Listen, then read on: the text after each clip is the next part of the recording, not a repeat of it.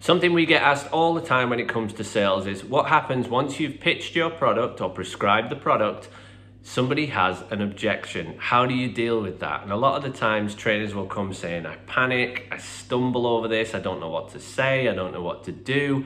Stay tuned for the next few minutes to learn how to handle objections in sales. First things first, if you've done the steps correctly in the previous 5 or 6 videos that we've shot in this series, the chances are you won't get any objections. The chances are the person's going to be really happy, you've done a great job, you've asked open questions and you've kept that dialogue going, and the chances are there aren't going to be any objections. However, we understand that we're dealing with human beings. Human beings tend to need a lot of reassurance to move forward and make decisions. Most people aren't fantastic decision makers, and we have to help them make a great decision for their lives. Something else to note in this is that there is a difference between a real reason or objection why somebody doesn't want to make this process part of their lives, and something that we term a stall. Something that they're delaying on, something that they're maybe a little bit worried about, they need a little bit more reassurance, they want to make the decision, but they just need a little bit more time or a little bit more warming up to the idea. So there is a difference between a real objection and what we would call a stall. In this video, we'll also talk about what's a stall, what's a real objection. Okay, first off, some quick hints and tips how to deal with objections when they pop up.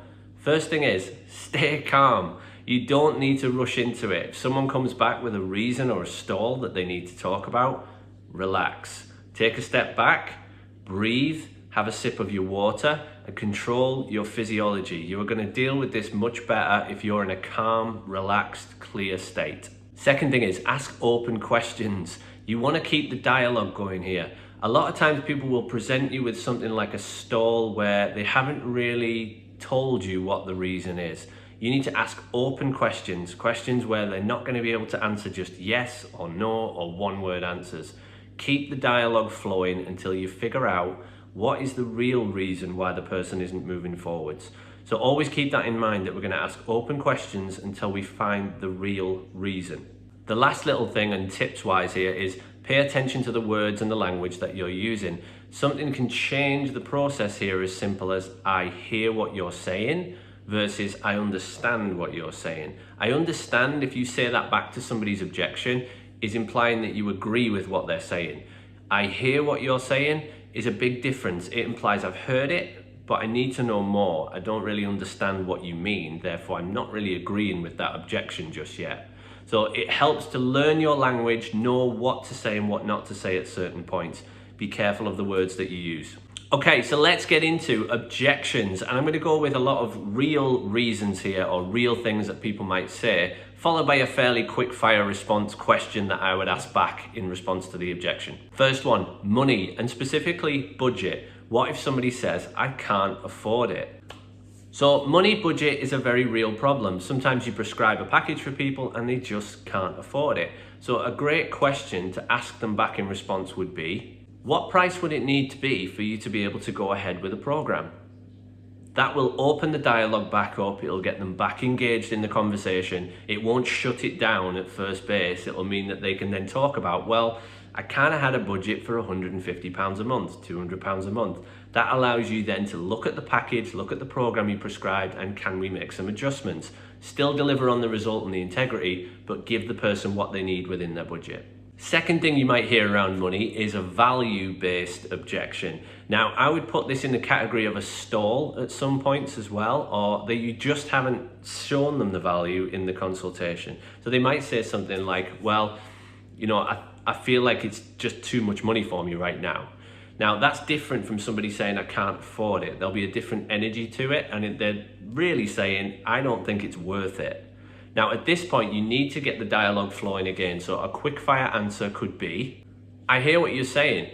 So what would need to be in the program or in the prescription for you to really feel like the value is there so that you'd like to take part in it? Ask them what they want to see. Ask them what they want to see as part of the program. Quick caveat in this, be prepared to also say no to some of these things. If the person says, I want you as my personal chef, I want you on call 24/7, don't say yes to these things, saying, well, I can't do that, but I could do this. So it becomes a bit of a negotiation just to find out what the person values. Does it fit with what you can deliver? Can we get a match? And therefore, can we move forwards? One that we don't hear as commonly, but definitely comes up from time to time, is time. I haven't got enough time for this right now, or it's just not the right time for me to be going ahead with a program. So again, this could be a stall, it could be a genuine reason, so we have to figure out which one it is. A couple of ways in which you can handle this. When would be a good time for you to look at starting a program like this? Get them to think about what's the circumstances where you would feel comfortable to go forwards. So you have to get them thinking outside of the current and what are the real reasons they're not starting right now. Because quite often people don't start personal training programs because they have a wedding, because they have a birthday, because they have an event. Well, chances are if this person's busy and social, they're likely going to have these events often. So when is a good time to get started? Often people haven't really thought about the answer to that question. So it's a great one to ask when this comes up. Another response to time could be, I realize that you're a busy person. What would we need to do to help you get going with this right now? And potentially there might be an example of a discounted rate that you have available on the day. Maybe there's an offer that you can give them which could create some urgency. And again, what would we need to do to get you moving on this today? Put the ball back in their court. What is it that they need to get in place to move forwards with it? They will either then respond with, I don't value it, therefore it's a money problem on the value side, or they'll fix the problem and move forwards. So these are all ways of, sometimes you will bounce between one objection and another until you find the real one and you'll move around the stall. Last one we're going to cover in this short video, and this one can come up a lot, and that's why I've left it to the last one, is I need to think about it. And this can be quite a common one that comes up. So I need to think about it. Everything sounds great, I just need to think about it a little bit longer. Now, in my personal opinion, I would put this as a hard stall. And you have to be brave in your questioning back to this. I would ask about, there seems to be some doubt. Is it me as a trainer that you're in doubt of? Is it the program that we've talked about today? Or is it something maybe to do with you, and do you feel like you can carry on with this and will get the best out of yourself from doing this program? So be prepared to ask about doubt, because that's all I need to think about it is. They're thinking about what? It'll be something that they're not quite 100% assured on right now. That could be you, the trainer, so don't be afraid to ask that question. Is it me? That could be the package that you've talked through today, or it could be themselves. It could be that there's a bit of self-doubt there and that they're not 100% sure they're going to be able to pull this off.